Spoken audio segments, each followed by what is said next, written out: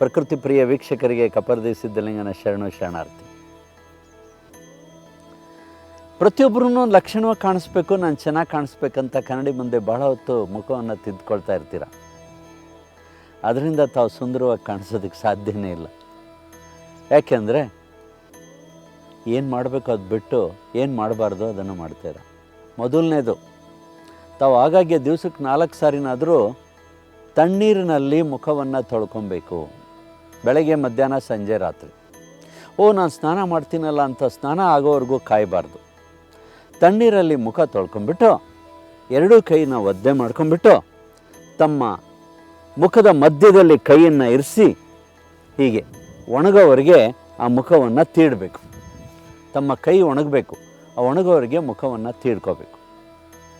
ಇದರಿಂದ ಏನಾಗ್ತದೆ, ಮುಖದ ಎಲ್ಲ ನರಗಳಲ್ಲಿ ರಕ್ತ ಸಂಚಾರ ಚೆನ್ನಾಗಿ ಆಗಿಬಿಟ್ಟು ತಮ್ಮ ಮುಖ ಸುಂದರವಾಗಿ ಕಾಣುತ್ತೆ. ತಮ್ಮ ಮುಖ ನಗುಮುಖನೂ ಇರುತ್ತೆ.